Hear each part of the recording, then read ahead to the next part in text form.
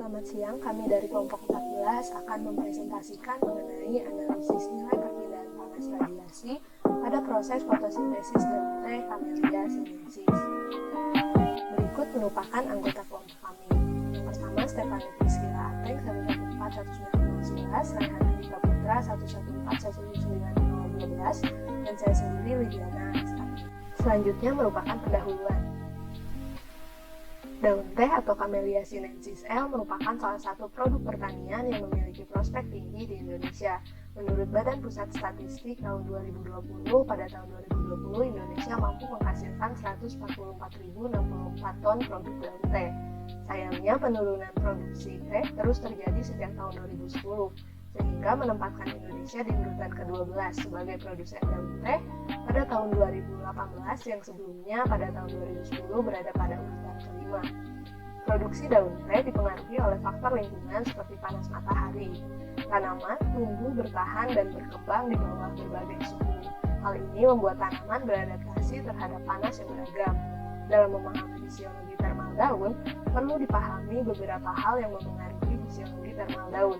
Keseimbangan suhu terjadi di mana energi yang diperoleh dari radiasi matahari dan inframerah yang masuk seimbang dengan yang hilang melalui radiasi ulang inframerah.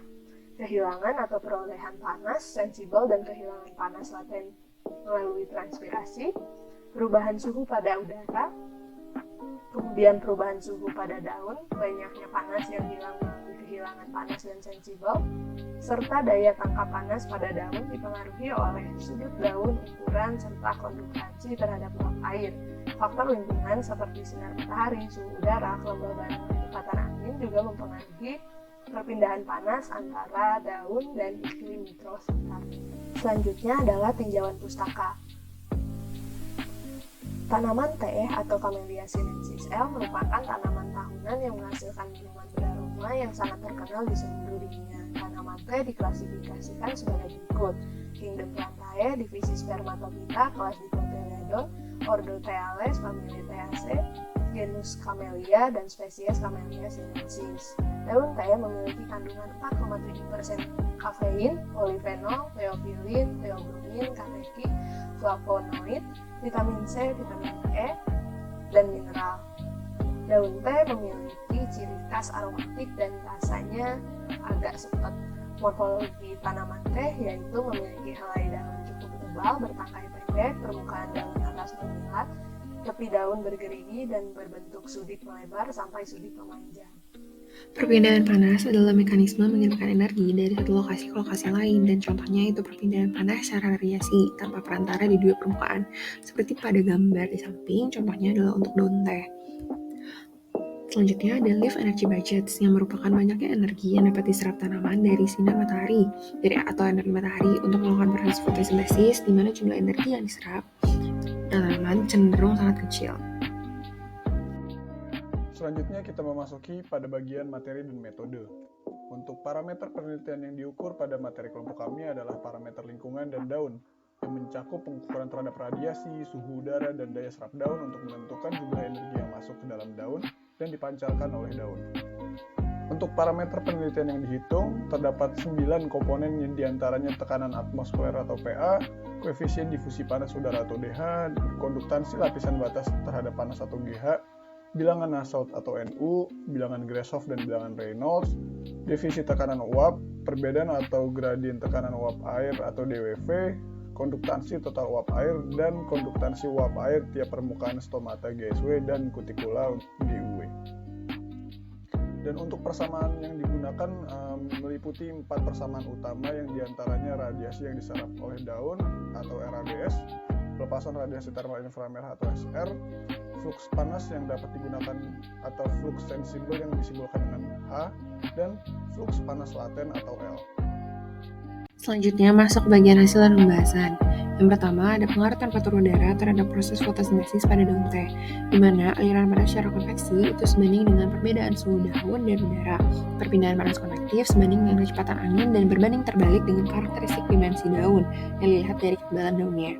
Semakin besar daun, maka akan semakin tebal juga lapisan batas udara yang menempel di permukaan. Dan juga ukuran daun sendiri dipengaruhi oleh besar nilai radiasi yang diserap, karena semakin besar ukuran daun, maka semakin banyak energi yang dapat dimanfaatkan oleh daun. Selanjutnya, ada pengaruh radiasi matahari terhadap temperatur daun teh. Makin besar nilai konduktasi stomata, maka daun akan lebih mudah untuk mengeluarkan panas.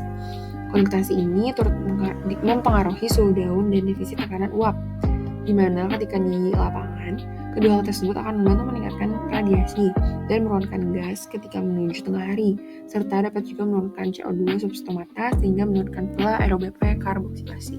Selanjutnya saya akan menjelaskan mengenai pengaruh temperatur udara terhadap temperatur daun. Berdasarkan gambar 4, semakin tinggi nilai temperatur, maka akan semakin tinggi nilai radiasi yang diserap. Radiasi yang diserap semakin tinggi karena pada suhu yang lebih tinggi, tanaman akan mengalami fotosintesis dan respirasi yang menyerap panas radiasi dari udara. Hal ini sesuai dengan pernyataan Nobitasari dan kawan-kawan pada tahun 2020 yang menyatakan bahwa laju fotosintesis dan respirasi tanaman dipengaruhi oleh suhu lingkungannya.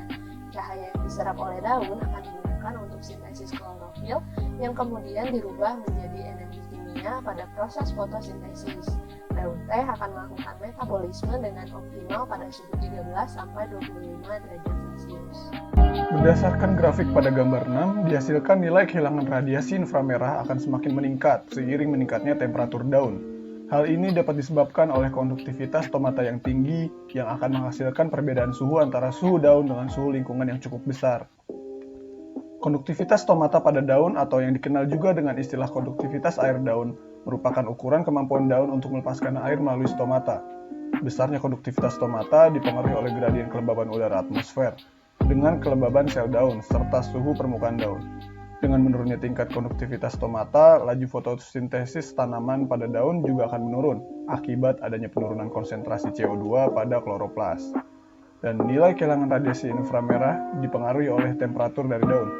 Temperatur pada daun ini tentu dipengaruhi oleh temperatur udara dan juga jenis fluida yang mengalir pada lingkungan daun. Suhu yang lebih tinggi pada aliran laminar disebabkan oleh kecepatan angin yang lebih kecil jika dibandingkan dengan kecepatan aliran angin jenis fluida turbulen, sehingga didapatkan hasil bahwa aliran laminar dapat mendukung kegiatan fotosintesis tanaman yang lebih baik dari segi temperatur jika dibandingkan dengan aliran turbulen karena memiliki nilai konduktivitas stomata yang lebih tinggi dan juga temperatur yang lebih tinggi. Selanjutnya pada gambar grafik 7 didapatkan hasil bahwa nilai konduktansi lapisan batas akan semakin meningkat seiring dengan meningkatnya ukuran daun. Semakin besarnya luas penampang daun, maka akan menyerap lebih banyak cahaya dan suhu yang lebih banyak jika dibandingkan dengan daun yang berukuran lebih kecil. Namun, dengan luasnya permukaan daun ini, maka risiko kehilangan air akibat evaporasi pada daun dapat terjadi dalam bentuk transpirasi ini lebih besar. Dan peristiwa ini merupakan proses hilangnya air dalam bentuk uap air pada jaringan hidup tanaman melewati stomata, lubang kutikula, dan juga lentisel. Dan saat kondisi normal, evaporasi yang terjadi ini membuat celah menjadi jenuh uap air. Saat stomata terbuka, air berdifusi ke atmosfer dan akan terjadi perbedaan tekanan, dan seluruh jenis konveksi dengan konduktansi stomata yang tinggi ini memperoleh nilai evaporasi yang jauh lebih tinggi jika dibandingkan dengan evaporasi yang dihasilkan pada konduktansi stomata yang rendah. Dan untuk mendapatkan nilai konduktansi lapisan batas, kita memerlukan bilangan Nusselt, yang selanjutnya diperlukan juga bilangan Reynolds. Dan perhitungan ini sangat dipengaruhi oleh kecepatan angin dan momentum di udara. Kedua faktor ini dapat berpengaruh pada temperatur, dan semakin tinggi nilai kecepatan udara, maka tekanan akan semakin menurun, sehingga bilangan Reynolds dapat memiliki nilai yang beragam tiap kondisi lingkungan. Berikut merupakan kesimpulan dari studi kasus yang kami lakukan. Dan ini daftar pustaka yang kami gunakan. Dan ini adalah bagian lampiran yang merupakan hasil perhitungan yang kami sudah lakukan. Dan presentasi dari kami kurang lebihnya mohon maaf. Bila ada pertanyaan, dipersilakan. Terima kasih.